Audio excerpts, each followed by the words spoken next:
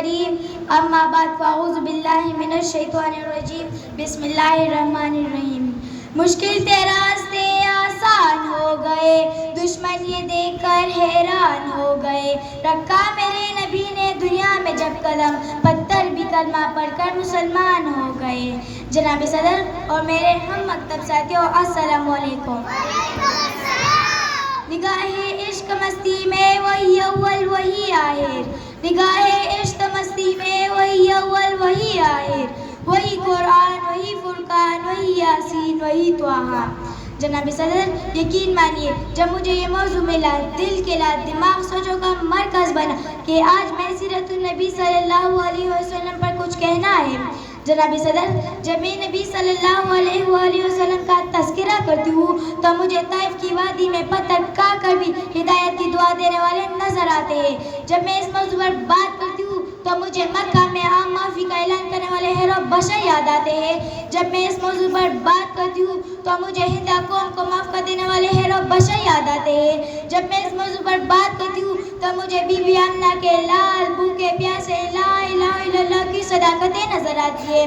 میں ان کی سیرت کی کیا بات کروں, وہ نبیوں میں رحمت لقب پانے والے, وہ اپنے پرائے کا غم کھانے والے, مرادیں غریبوں کی پر لانے والے, مصیبتوں میں غیروں کے کام آنے والے. جناب صدر آج کی دنیا والی کسی کی خوبصورتی پر ناز کرتی ہے تو کسی کی دیانت پر ناز کرتی ہے تو کسی کے احسان پر ناز کرتی ہے.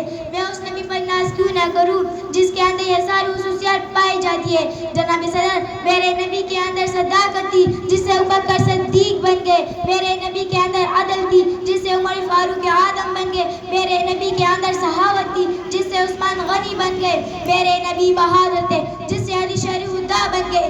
زندگیاں بیت گئے اور قلم ٹوٹ گئے, زندگیاں بیت گئے اور قلم ٹوٹ گئے, تیرے اوصار کا ایک باب بھی پورا نہ ہو سکا.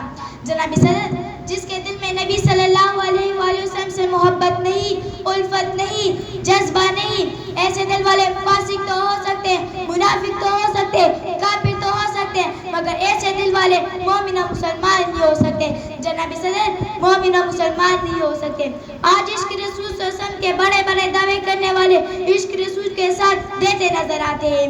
میرے ساتھیوں یہاں میں یہ بھی کہنا گوارا سمجھتی ہوں کہ عشق رسول صلی اللہ علیہ وسلم سے محبت کا یہ تقاضا نہیں ہے کہ ایک بڑا سا چراغ رکھو, جم جم کر نعتیں پڑھو یا تقریریں کرو. میں نبی صلی اللہ علیہ وسلم سے محبت کا تقاضا تو یہ کہ ہم نے روزمرہ کی زندگی میں اٹھنے بیٹھنے کھانے پینے پہننے میرے نبی صلی اللہ علیہ وسلم کی پیروی کرو.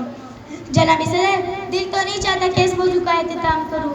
کچھ وقت کی قلت ہے, مضمون و طوالت ہے, کچھ کہنے کی حسرت ہے, الفاظ کی حسرت ہے, کچھ کہہ بھی نہیں سکتے, چپ رہ بھی نہیں سکتے.